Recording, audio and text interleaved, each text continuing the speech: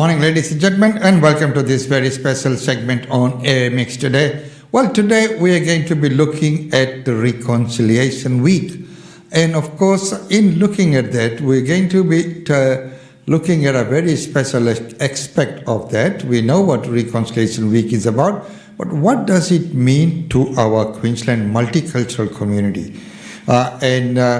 With that, we did have an event in 2022, which was co-hosted by Queensland Multicultural Council and Multicultural Australia. So let's look at what we did in 2022 and right here in 2024. How relevant is it now?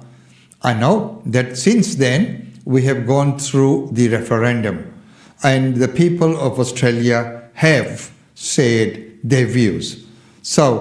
And that views which must be respected in a democracy, it may not be what many people wanted, but that's the view, and that's what the general feeling out there is, and that's what the referendum was all about. So if we take a look at what we did in 2022 with the Reconciliation Week, together with Queensland Multicultural Council and Multicultural Australia, and let's take a look at see whether it is still relevant today and what we discussed. So let's go to the Queensland Parliament House and take a look at the proceedings that took place.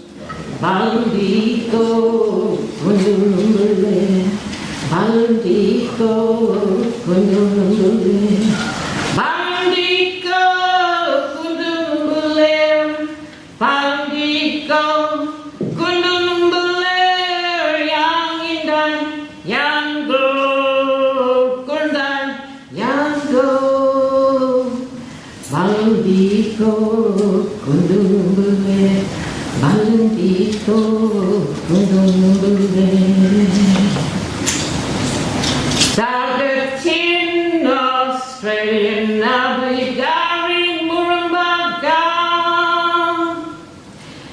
Yarini Australia Boo Yarini Australia Boo. This is Advance Australia in Strength. Bukairi Marumba Mirnindu, that's welcome to Brisbane in the language of the Turrbal people. My name is Maruchi Baramba, which means the black swan, from those people who sing up the wind. Painting on my face represents the black swan, and the painting on my cloak represents the black swan. I'd like to thank the organisers for asking us to be here today in this capacity. I'm a representative of the Turrbal people. We are the old Brisbane tribe, the original people of Brisbane. Can't help it, being the Aquarian I am. I'm going to have to blabber about it, but there's all this propaganda going around trying to say Turrbal and Yagara, no such thing in Aboriginal laws and customs.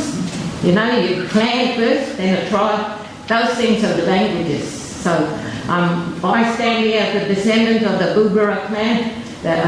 That's where this building is now, on this area. His other name was Daki Yakov, just means the leader in our language. He was documented as being the chief of the Brisbane tribe way back in the 1830s by Foster Faines, who was commanded of the penal settlement of Moreton Bay, as being the chief of the Brisbane tribe. Not the North Brisbane tribe or the South Brisbane tribe that modern day politics trying to push for, because we're just a small little group and probably not worth much in electoral votes, but the whole of the Brisbane people is chief of the Brisbane tribe. Turrbal clan groups made up of 5 different clan groups. You had the Dakiaka clan, whose area of cultural responsibility was between the Brisbane River and the Pine River. The Coorparoo clan, the area of cultural responsibility between Brisbane River and the Logan River to the west of the Coorparoo. You had the Chipara clan to the east of the Coorparoo. You had the Multicultural clan, and north of the Dakiaka clan you had the Ninginim people. And their area of cultural responsibility took in the area from Alumba Creek, and it came all the way down to the Pine River, but it took in all the eastern side of Caboolture as well as the Red Cliff Peninsula. That's just a little peep in the We know history with regard to the Turrbal people here, but me as an individual, I choose to sing the national anthem in my language, so it's become controversial with people, especially Indigenous performers. Oh, I wouldn't sing that, blah, blah, blah. But I'm the one who really messed it up way back in 1993, standing in front of 100,000 people in the middle of... So we're going to perform two songs, as was mentioned, and we're performing quite a few different languages, but... What's a naughty boy? They chucked him back up here to bring traditional blessing. And I Mandabarista Murian carrying in the Nami, just will be rolling, carrying in the Nami, carrying in the Nami, just will be rolling, carrying in the Nami, just will be rolling.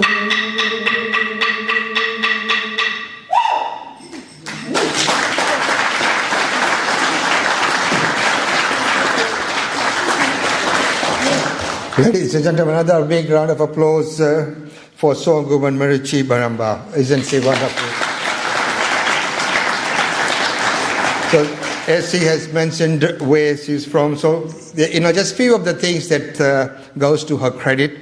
Later in 1993, Marichi became the first Australian to perform at the United Nations in New York in honor of the International Year of World's Indigenous People. So a great achievement. Once again, could we have a round of applause for her?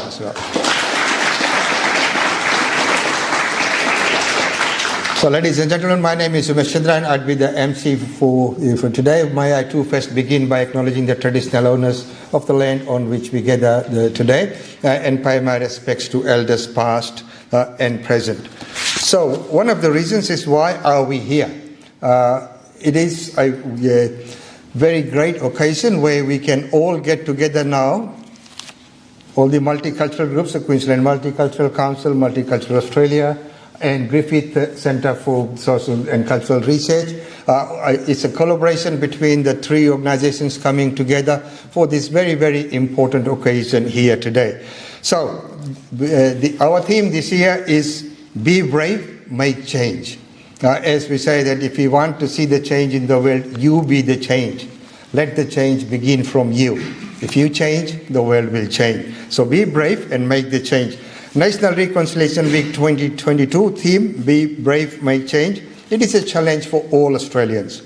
As Marichi has mentioned that, we are evolving, we are coming up. So the challenge is for individuals, families, communities, organizations, and government to be brave and tackle the unfinished business of reconciliation. That's what it is all about. To tackle this unfinished business of reconciliation so we can make the change for the benefit of Australians. Last year, all Australians were encouraged to take action. So that was a different theme. Not just doing National Reconciliation Week, but something throughout the year. It's not just, okay, we have done it on the week and that's it. So this year we are asking everyone to make change, beginning with the brave actions in our daily lives where we live, work, play and socialize. So, the inclusion, the reconciliation, in all those places. So right now I'm going to mention that we're going to have a timekeeper here today, which is wonderful to see if they can keep everyone in time. We have this place for a limited time, so I request all the speakers, including myself, to keep things running in the order and time. Well, right now it's time to welcome the updated notes. Right, so right now it gives me great pleasure to welcome the Australian International Islamic College Naseed Group Choir of 16 boys and girls. They will perform two songs, the Australian National Anthem in Ugamba language and the song We Are Australian in Yaruru language. So, ladies and gentlemen, could we have a round of applause and welcome, and they will be accompanied by their choir leaders, Imam Salia and Molima Samir Zaran.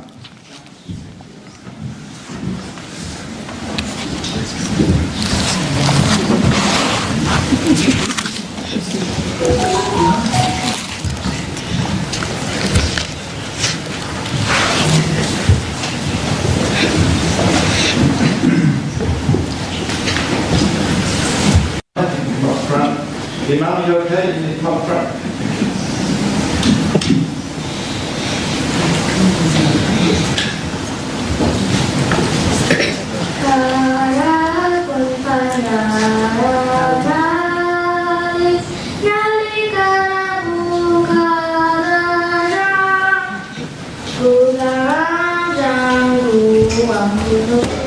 Ladies and gentlemen, could I have everyone please be upstanding?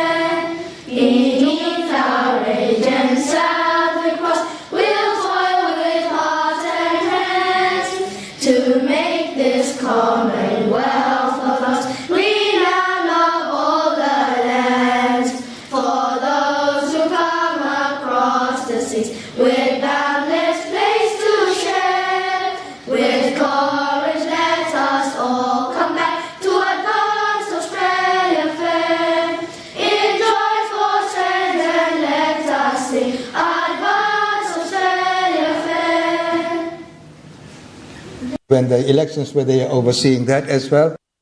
The Iranian Day. So we said this is when, what Queensland branch, the Peace March and the service at Anzac Square. So there's a lot that she does.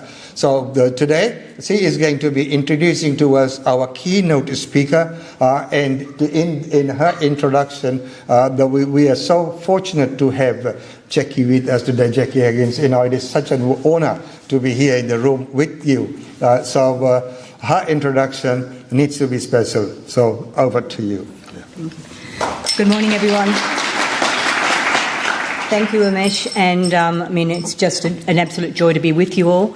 I am particularly pleased to have heard that choir. I don't know whether there's a single dry eye in the house after that, so thank you as always. Jeanette gave me the great honour of introducing my friend, Jackie Huggins. You will know her because she has a list of achievements and representational responsibilities over way too many years than we're going to mention, Jackie, but you'll know all of those, and I'm not going to go through those, but I think for this morning I just want to say that Jackie Huggins, for me, exemplifies the theme, be brave, make change. Since last century, she has been involved in working in her own way and fighting in her own way for genuine reconciliation in our nation. And through that process, she's gained the respect and, in many cases, the love of so many across the community because of her dedication. She is a brave, strong, intelligent, strategic, feisty woman. And I really encourage all of you to get to know Jackie. It gets a special joy in my life. I'm going to do a shameless plug now, Jackie. Over here we have just some of the extraordinary work that Jackie has given us about herself and her culture and about genuine reconciliation. If you get the chance, please purchase a book, purchase all the books, because they should be in every library in our state, in our nation, and I think for the politicians here, make a note of that. They need to do that. But it is a great honour to actually share with you the wonder that is Jackie Huggins.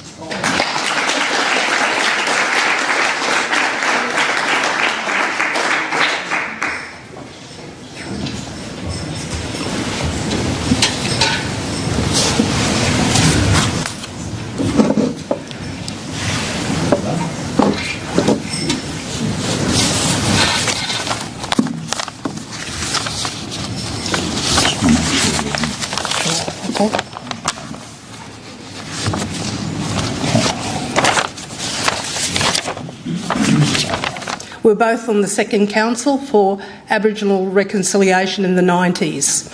We've carried it through, and she always has reconciliation in her heart. We've carried it through on the Council for Aboriginal Reconciliation.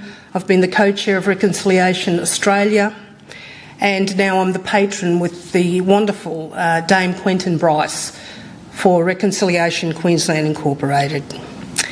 So my struggle and my journey has been over 30 years, just under half my lifetime, and I've experienced all highs and lows. And right now I'm on pretty much a high. And having seen those beautiful children perform, how good is this going to be? I have, on another note, I've been attending many writers' festivals this year and have never felt such an engaged crowd and minds. When once you get 6 people in the audience, they are packed out now. And a new generation of Aboriginal and Torres Strait Islander writers warms my heart, and their books are witnessing the renaissance of Aboriginal arts. I point to the preface that I did, but the stunning book from Debbie Bargelli, who is with us today and who will be talking later, Unmasking the Racial Contract. A superb book, and please feel like you want to buy it, because I have many copies, but you can't buy them off me, okay? Also, I want to say that we are not any longer a black and white community, as Australia would want you to believe. Since the theft of our land, many new arrivals have graced our shores, and I, for one, welcome this in all its various hues. I am grateful that my son is a descendant from an Afghan camellia and an Aboriginal woman. I am grateful that a scholarship for refugee and migrant students established by the Islamic Council of Victoria in 2017 has been named after me and provides assistance to students at La Trobe Uni. And I am grateful that you are all here today to think about your role in reconciliation, no matter how small you think it is. There is no excuse for you to not know about us anymore. I suspect you hear all the stereotypes about Aboriginal and Torres Strait Islander peoples when you first arrived. Among those told to me are not to go to certain areas, e.g. the Valley, because we inhabit those places. In fact, I've heard they don't work, they are dirty, you don't look Aboriginal at all. They never did anything for this country. So on and so on. Racism pure and simple. But please teach your children not to repeat the sins of the past. That this will enable us certainly to have more productive and fruitful relations. I have to say this. I was at a meeting just a couple of years ago, and a demographer there said that in 10 years' time, Brisbane will be Indian and Chinese. No? Now this is a fact. That's why I get so impatient that reconciliation sometimes is not taking on the whole broader issues. We need to do that. Absolutely. And I'm all for that as someone of mixed Indian and Chinese descent.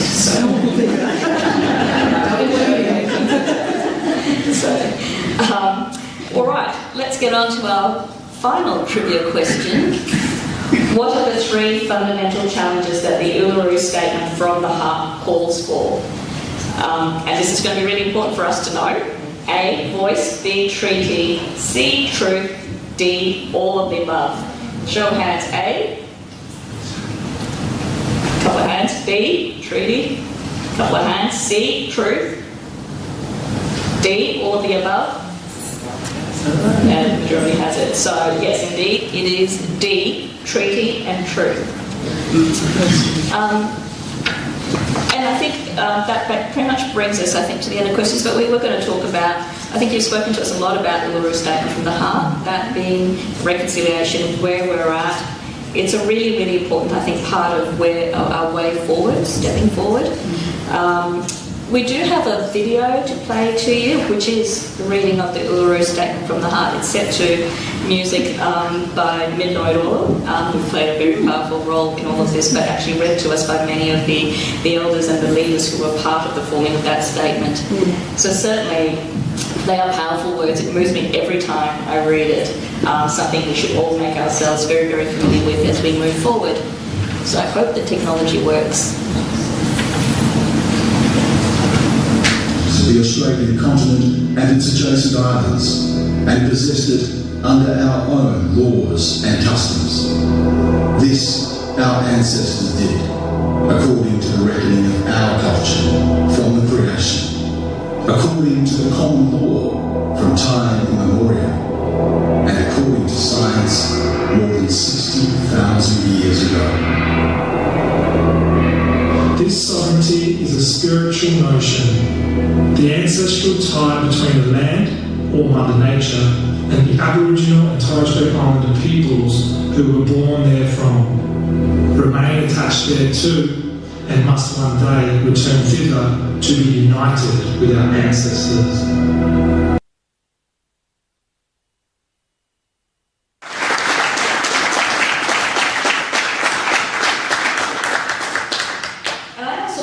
To stand up with a share on the hard work and research for the trivia questions, and just to acknowledge the wonderful work that she did.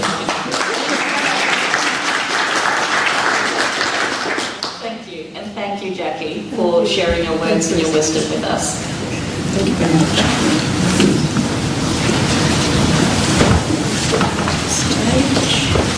Change the slide.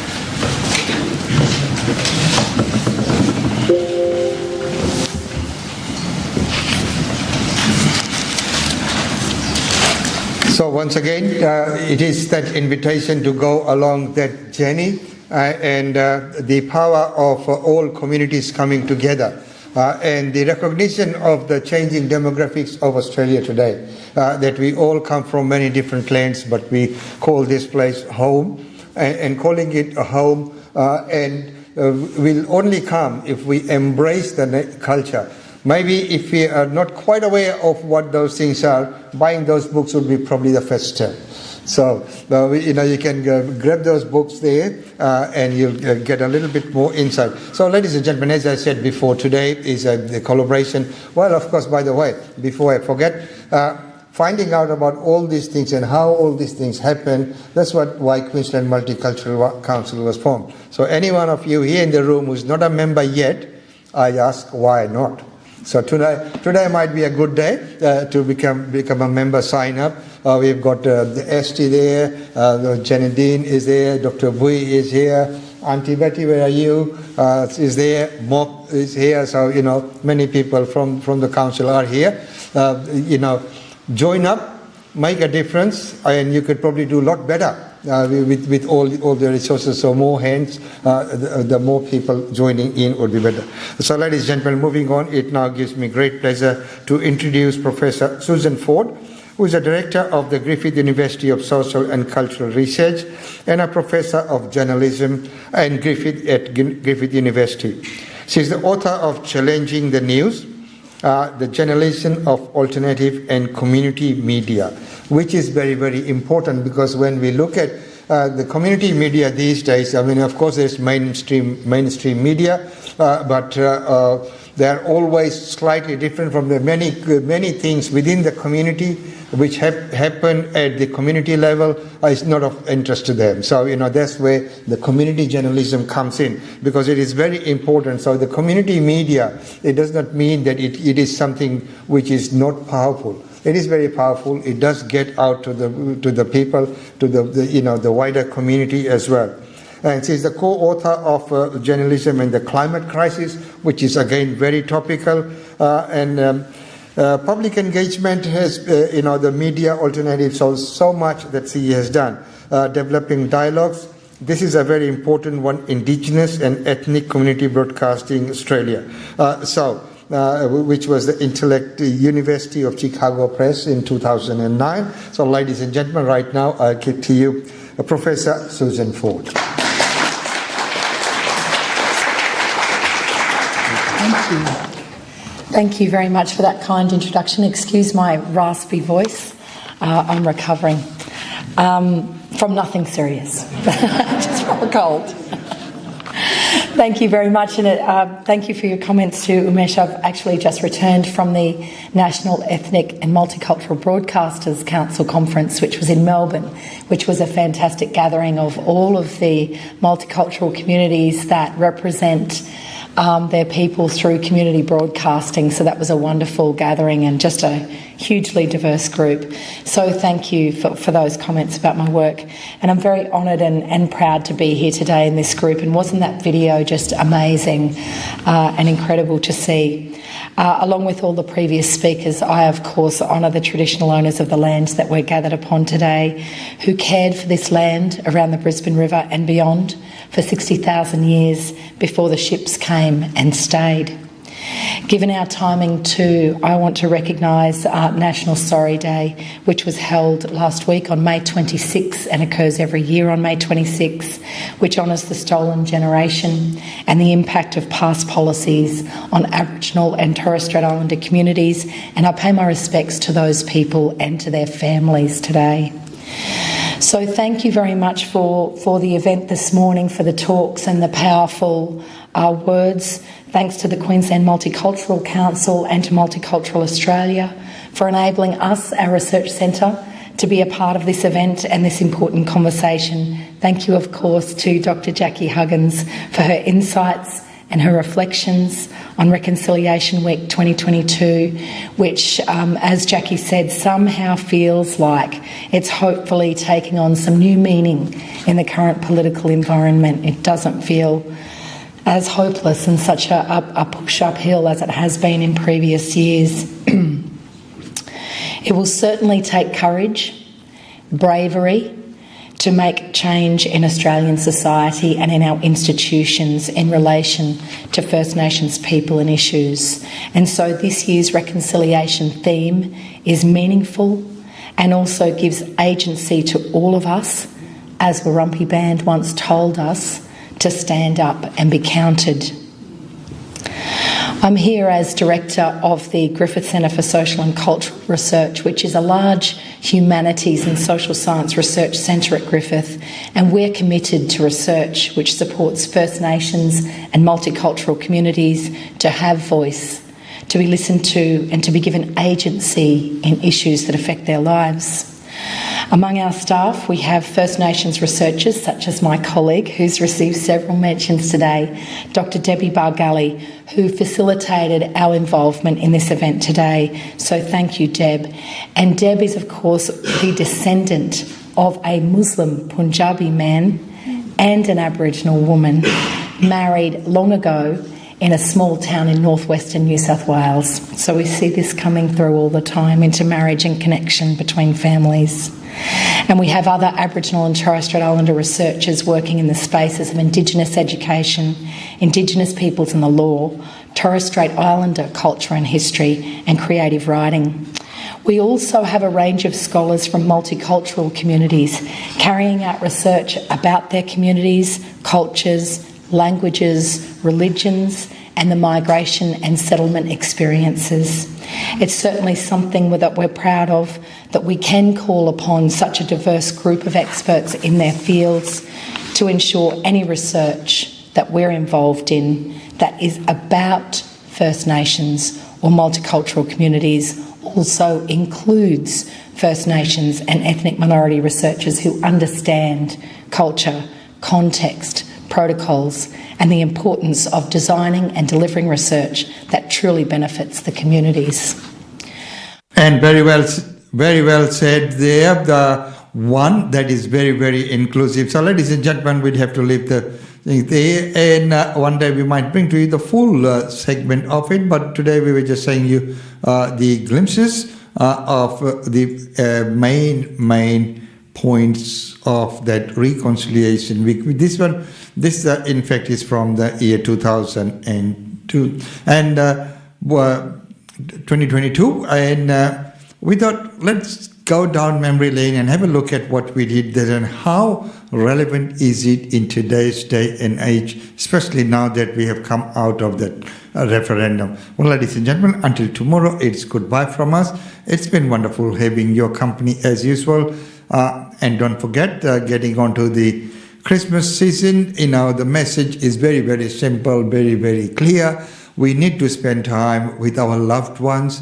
And we also need to care for them. When in caring for them, meaning if you're going out picnic and etc., take extra care, and especially on the roads, please do take care. And in the shopping centres, it could be hectic in the last few days leading up to Christmas with the last minute shopping. Please be considerate. People are there saving you. Don't let tempers or bad manners come in the way of the beautiful Christmas spirit and the festive season that it is. So until tomorrow, it's goodbye from us.